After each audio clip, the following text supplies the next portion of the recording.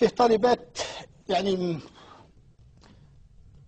لا يعدن ولا يحصن، يعني لا أقدر أن هناك من رفض. أنت ذكرت لي إعلامية مشهورة رفضت التعاون وهربت. هي اسمها حياة. لا، أنت ذكرت لي الزميلة خديجة بن جنة. لا لا، سوف أعود إلى خديجة بن جنة لاحقا.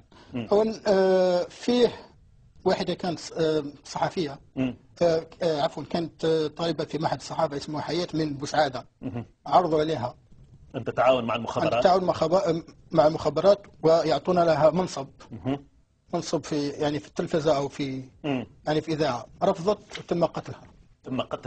تم قتلها. وهل الكل يعرف بأنها قتلت من قبل المخابرات أم لا تزال مجهولة القصة؟ يعني أنت الآن تكشف أنها قتلت من قبل المخابرات. أعطيني اسم القاتل. منير. تؤكد هذا أمام الناس؟ تؤكد هذا. منير ماذا؟ منير قتل الفتاة الطالبة حياة. وأهلها إلى الآن يظنون ربما أنا ربما قتلت على يد الإرهاب. منير هذا أين هو الآن؟ والله ليس لدي علم، لأني تعرف أنا خرج سنة 2000 المهم أنه منير تزوج مع إعلامية أيضا صحفية بالتلفزة الوطنية.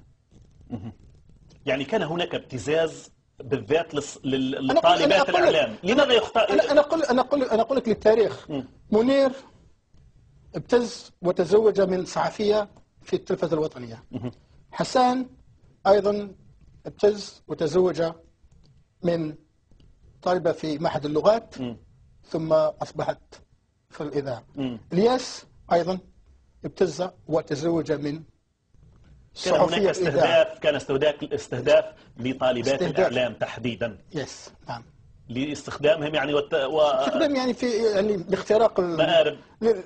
لأن تعرف الجزائر في كثير من الصحفيين تعرف يعني قبل أن نختم، الزميلة خديجة بن جنة ماذا كنت تريد أن تذكر يعني فيما يتعلق؟ والله زميلة خديجة فرفضت. أعطيني بالضبط الحيثيات. والله خديجة بن جنة التقيتها مرة أو مرتين. كانت صديقة لعمار بن جدة. عمار بن جدة صورته هناك. عمار بن جدة هذا؟ معي.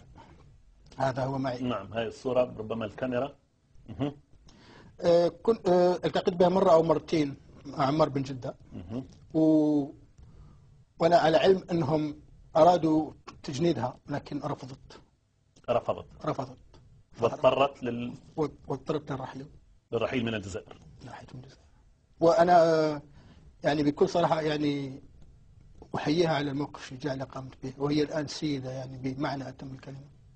على كل حال هذه كلمة للتاريخ، ربما نحتاج طبعا لحلقة ثانية، للأسف الملف طويل جدا.